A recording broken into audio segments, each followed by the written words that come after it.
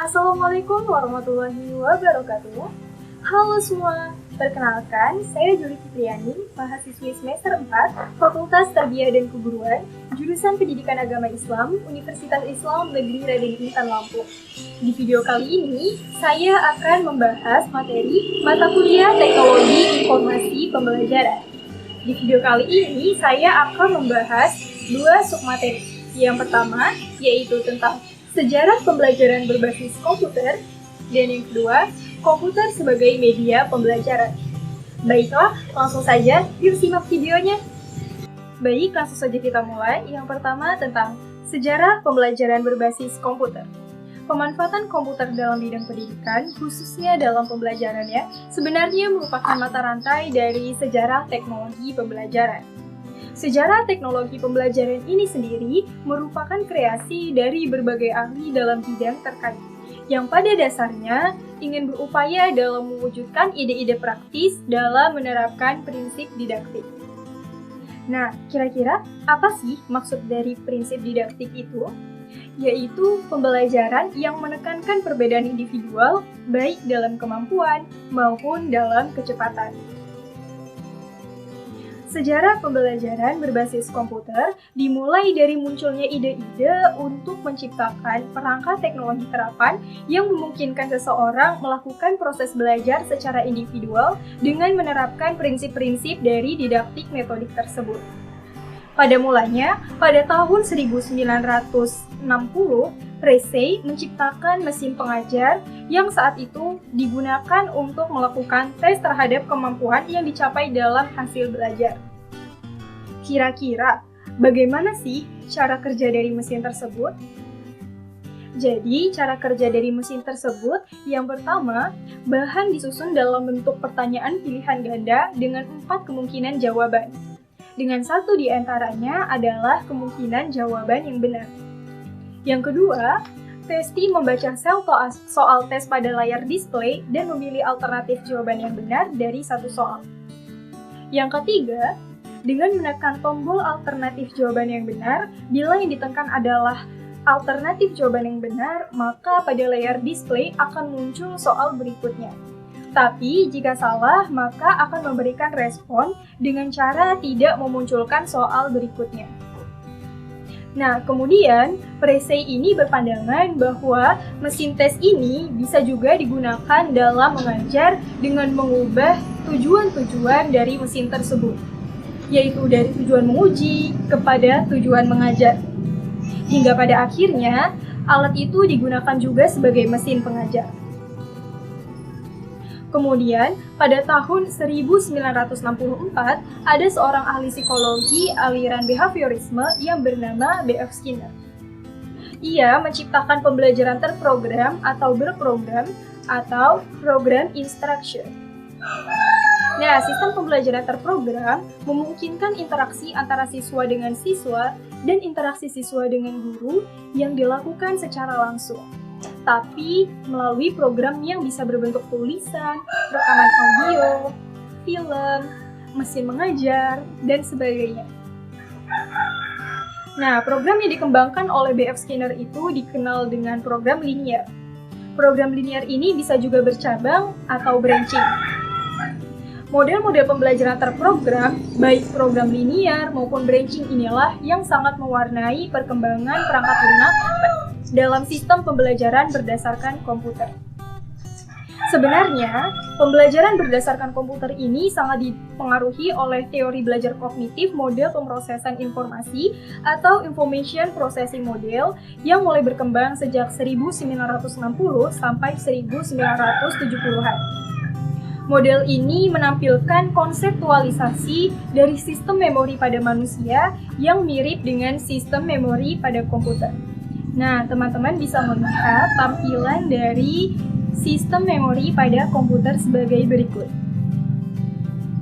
Nah, berdasarkan model ini, data masuk ke sistem memori melalui pencatat sensor atau sensory register. Kemudian, dikirim ke penyimpanan jangka pendek atau short-term store selama sekitar 0,5-2 menit untuk analisis pendahuluan. Dari penyimpanan ini, selanjutnya dikirim ke memori jangka pendek atau disebut juga dengan memori kerja atau short term store memory. Di sini ada data yang sudah dianalisis, disimpan sekitar 20 menit. Kemudian, data itu setelah ditransformasi dan dikode menjadi bagian dari sistem pengetahuan yang disimpan pada memori jangka panjang atau long term memory. Nah, dalam proses penyimpanan pada tempat penyimpanan jangka pendek dan memori kerja, sebagian data hilang dari sistem.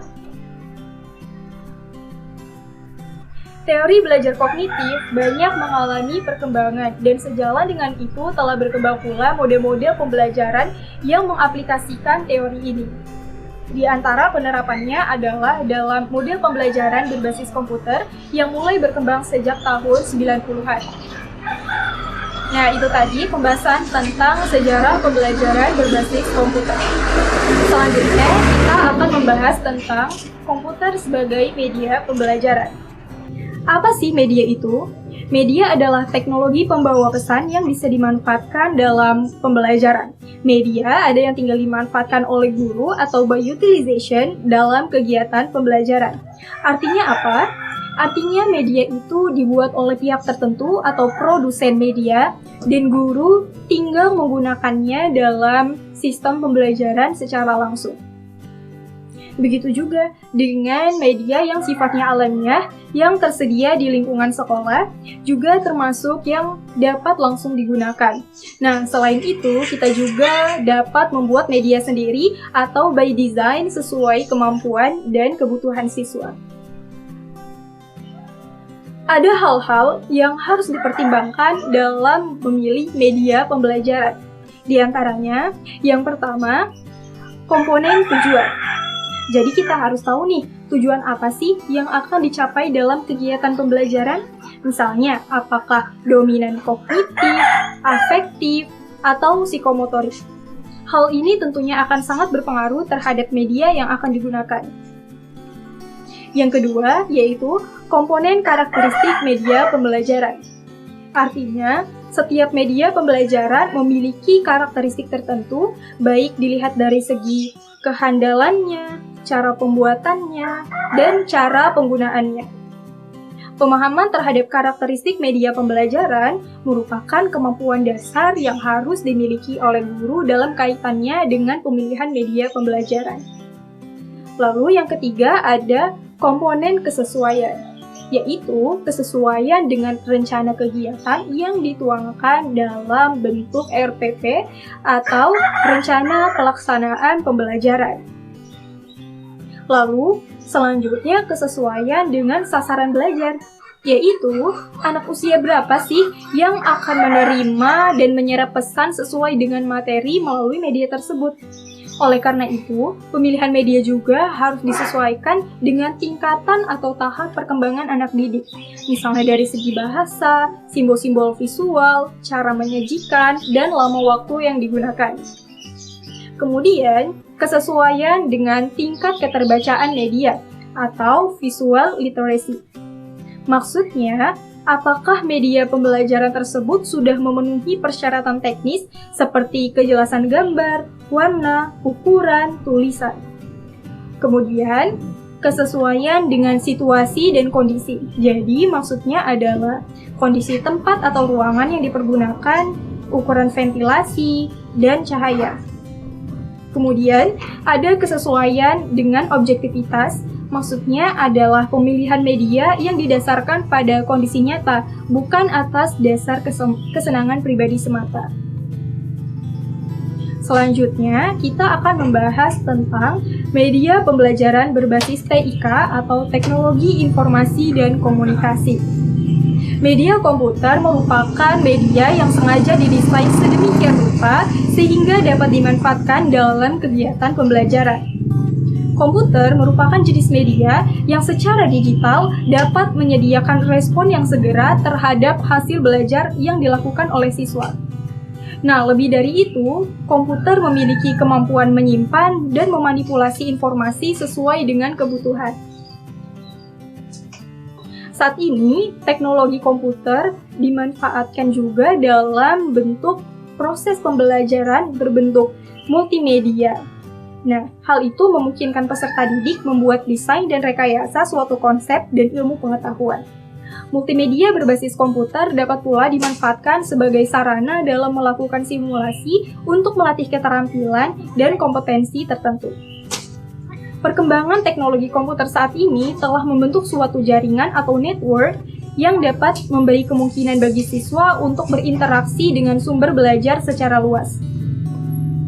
Media dan teknologi pembelajaran di sekolah dalam arti luas mencakup perangkat keras atau hardware, perangkat lunak atau software, dan sumber daya manusia atau humanware yang dapat digunakan untuk memperkaya pengalaman belajar siswa.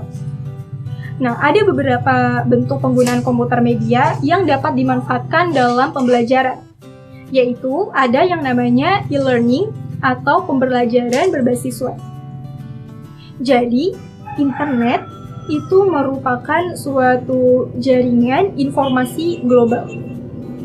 Informasi yang diberikan server komputer itu dapat berasal dari commercial business atau .com, government service atau .gov, non-profit organization atau .org, educational institution atau .edu, atau artistic and cultural groups atau .arts.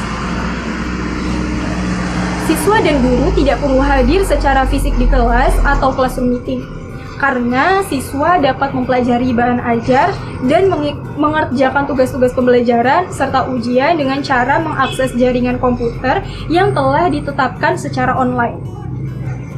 Ada beberapa kelebihan dalam pemanfaatan internet sebagai media pembelajaran. Apa aja sih? Yang pertama, dimungkinkan terjadinya distribusi pendidikan ke semua penjuru tanah air dan kapasitas daya tampung yang tidak terbatas karena tidak memerlukan ruang kelas. Yang kedua, proses pembelajaran tidak terbatas oleh waktu seperti halnya tatap muka biasa. Yang ketiga, pembelajaran dapat memilih topik atau bahan ajar yang sesuai dengan keinginan dan kebutuhan masing-masing. Yang keempat, lama waktu belajar juga tergantung pada kemampuan masing-masing pembelajar atau siswa. Yang kelima, adanya keakuratan dan kekian materi pembelajaran. Dan yang keenam, pembelajaran dapat dilakukan secara interaktif, sehingga menarik minat belajar siswa dan memungkinkan pihak yang berkepentingan atau orang tua siswa maupun guru dapat turut serta aktif menyukseskan proses pembelajaran dengan cara mengecek tugas-tugas yang dikerjakan siswa secara online. Nah, setelah tadi kita membahas beberapa materi, selanjutnya kita akan beralih pada pembahasan kelebihan dan kekurangan komputer. Yang pertama, kelebihan komputer.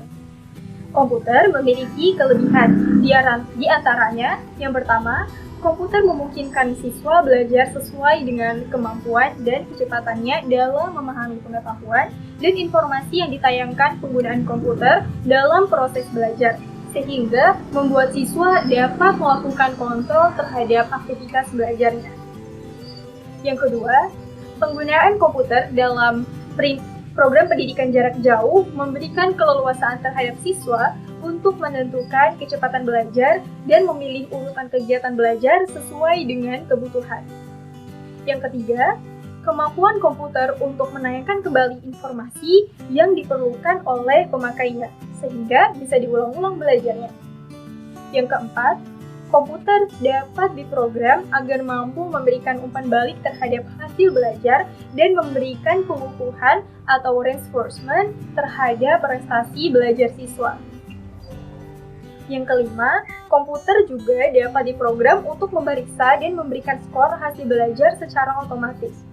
Kemudian, yang keenam, kemampuan dalam mengintegrasikan komponen warna, musik, animasi grafik, atau graphic animation.